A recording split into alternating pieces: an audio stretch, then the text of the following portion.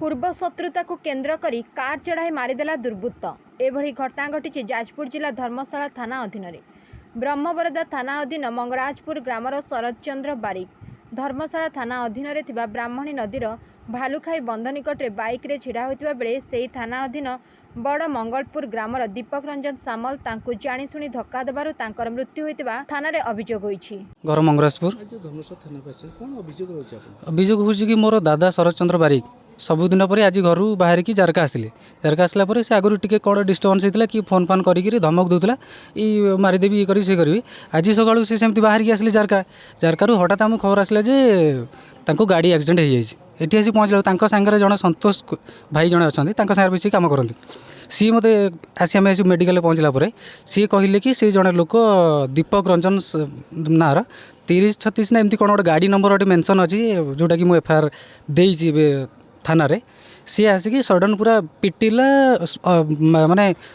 फोपाड़ दे पलैला माने पूरा मर्डर कर दे पलैगला आम सागे सागे मेडिकल आसिलु धर्मशाला इमिडिएटली कटक पठे दीचुनी बर्तमान कटक पठेले बर्तमान आम खबर पाऊँ कि डेथ हो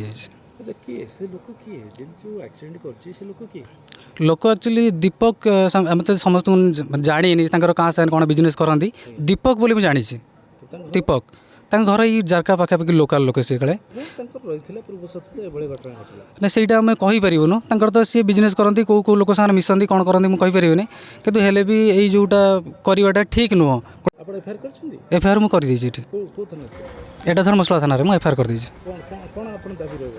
दाबी रही कि देख तांकर गोटे पुओ अच्छी छोट पुओ छोट झील अच्छी स्त्री अच्छी परिवार अच्छा कौन भी जब किसी प्रोब्लेम होटा सल्व हो पारता से थाना अच्छी पुलिस अच्छी एमती नुहे गोटे लोक को आम कुकुर छेली भाया चाड़ी चढ़ी मारिदेवा मुझे आशा करुँची कि धर्मशाला थाना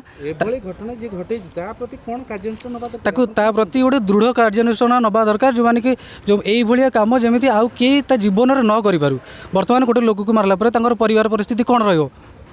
केमती चलिए से bureau report Ekamra news agency.